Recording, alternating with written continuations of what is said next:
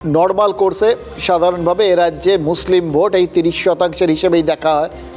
এবার এ রাজ্যে যা জনবিন্যাস, তাতে কিন্তু যদি খুব একটা উল্টো হাওয়া ওঠে, অর্থাৎ শাসকের বিরুদ্ধে যে একটা হাওয়া ওঠে না, বলে অ্যান্টি ইনকামবেন্সি, অর্থাৎ প্রতিষ্ঠান বিরোধী যে ঝড়, সেটা যদি ওঠে তাহলেও কিন্তু এই 30 সেটা এক্ষেত্রে অন্তত একটা বিরাট বড় পাঁচিল বা একটা ঢাল হয়ে দাঁড়াতে পারে যদি এই প্রতিপক্ষের নাম বিজেপি হয়।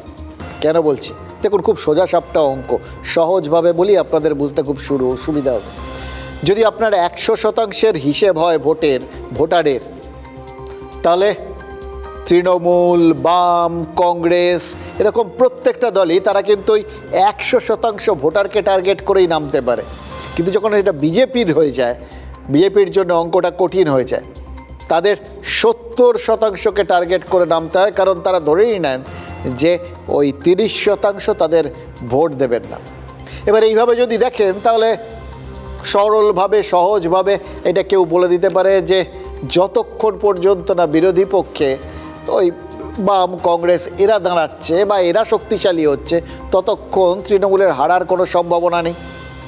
এই অঙ্কটা তো তৃণমূলের নেতারাও কষেন, এবং সেই জন্যই তো এই যে তোষণের কথাটা বারবার শোনা যায়, মুসলিম তোষণের, সংখ্যালঘু তোষণের কথাটা, তার সব থেকে বড় কারণ তো এটাই, একটা নির্দিষ্ট ভোট ব্যাংক, যেটা যে কোনো সময় ভোটের হিসেবে তাদের এগিয়ে রেখে দেবে।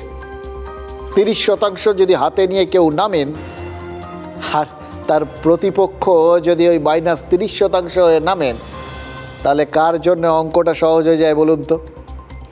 এই গোটা দৌড়টা মানে যদি 100 মিটারের হয়, তাহলে সেক্ষেত্রে বিজেপিকে তাদের কিন্তু খেয়াল রাখতে হবে, তাদের জন্য কাজটা অনেক কঠিন, কারণ তারা একদম শুরুর পয়েন্ট থেকে শুরু করছে, কিন্তু তাদের প্রতিপক্ষ সে 30 গজ এগিয়ে, 30 মিটার এগিয়ে তারা দৌড় শুরু করছে।